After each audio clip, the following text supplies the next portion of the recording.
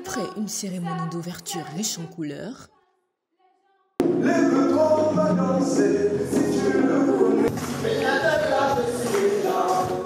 panels de la première journée de la semaine de l'intelligence artificielle se sont installés.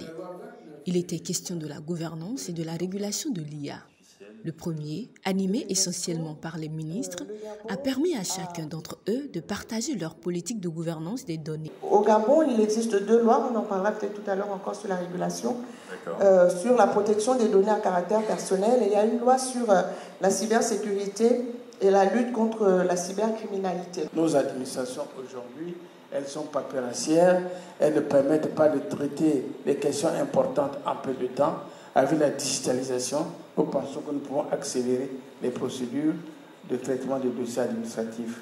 Le second panel, animé par des experts et chefs d'entreprise en IA, a mis un point d'honneur sur l'importance de la régulation de l'intelligence artificielle. L'intelligence artificielle qui est une opportunité certes pour l'humanité, mais sans éthique, sans cadrage, sans normes, sans règlement, sans contraintes. Tout est permis. C'est surtout tout est permis que justement nous voulons stopper pour que l'intelligence humaine qui a créé cette intelligence artificielle puisse être au service de l'humain. L'objectif de cette semaine consacrée à l'intelligence artificielle étant de faire comprendre l'IA au public, cette première journée semble être un début prometteur pour les participants comme Olivier Carca. C'est comme un enfant et lorsqu'on le met au monde, ce qu'on l'apprend, c'est ce qu'il fait. Donc c'est ainsi que les IA marchent. Et un bilan reluisant s'annonce pour les organisateurs. Ce qui était important, c'est la mobilisation.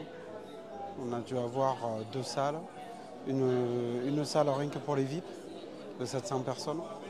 Il y avait les ministres qui étaient là. Et, je suis très heureux parce qu'aujourd'hui, c'est l'Afrique qui gagne. Les enjeux de l'IA et les moyens dont dispose l'Afrique pour s'en servir font objet des discussions de cette deuxième journée de la CIA au Togo.